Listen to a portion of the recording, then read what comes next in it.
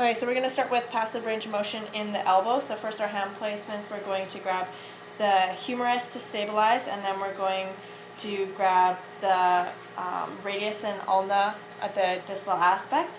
And so first for flexion, we're just going to push the arm up in a sagittal plane movement, and then opposite for extension. Okay, and then for supination and pronation, I'm going to grab the mid shaft of the radius and ulna, and I'm going to get her to grab mine as well, still stabilizing at the humerus.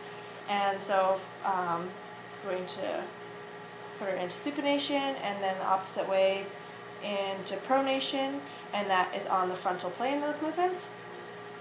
And then we'll move to the wrist. So first we will do radial and ulnar deviation. So I'm going to stabilize at the radius and the ulna, and then I'm going to apply a force on the medial aspect of the hand into radial deviation, and then switch hands. So now my other hand is on the radius and ulna, apply a force on the lateral aspect of the hand, pushing it into ulnar deviation.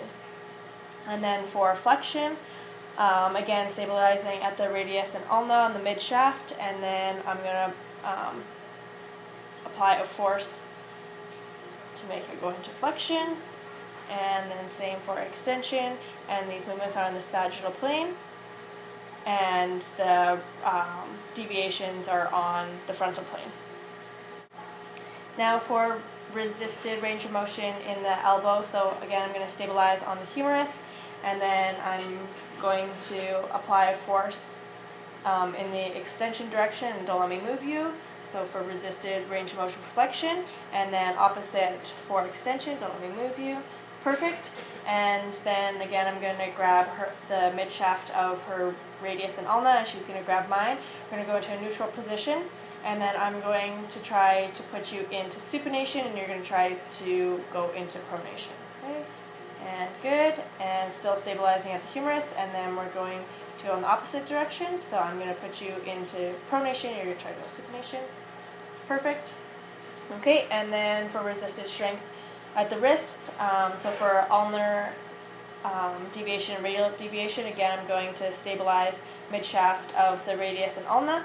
So now I'm going to apply a force on the medial aspect of the hand, and you're going to push against me. Perfect. And then switching hands, and good.